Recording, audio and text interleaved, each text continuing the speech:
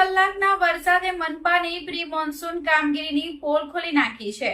મુખ્ય માર્ગોથી લઈને રહેણાંક વિસ્તારો સુધી વરસાદી પાણી ભરાઈ જતા લોકો ભારે હાલાકીનો સામનો કરી રહ્યા છે। ક્યાંક વાહનો અટવાયા તો ક્યાંક વિદ્યાર્થીઓને ગંદા પાણીમાંથી પસાર થવું પડ્યું।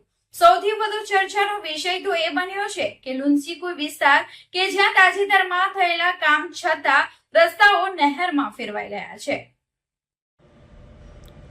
નવસારી શહેરમાં માત્ર 1 કલાકના ધોધમાર વરસાદે નવસારી શહેરને પાણી કરી દીધું હતું, જેમાં નવસારીની ગ્રીડ તરફ જતા મુખ્ય માર્ગો પર મેટ્રો મોટર્સ સામે વરસાદી પાણી ભરાતા વાહન ચાલકોની લાંબી કતારો જોવા મળી।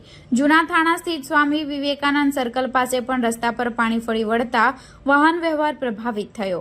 સત્યસાઈ રોડ સહિત શહેરના અનેક વિસ્તારમાં વરસાદી પાણી ભરાતા સ્થાનિકોને ભારે મુશ્કેલીનો સામનો કરવો પડ્યો।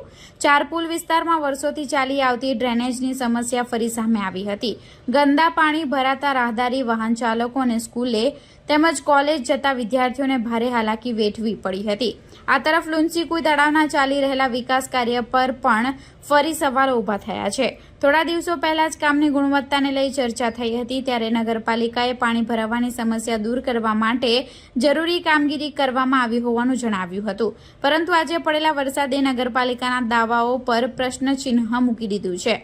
લુન્સીકુઈ વિસ્તારનો મુખ્ય માર્ગ જાણે નહેરમાં ફેરવાઈ ગયો હોય તેવા દ્રશ્યો સામે આવ્યા છે। સ્થાનિકોનું કહેવું છે કે દર વર્ષે વરસાદ પડતાની સાથે આવી સ્થિતિ સર્જાય છે, છતાં સમસ્યાનો કાયમી ઉકેલ આજ દિન સુધી આવ્યો નથી।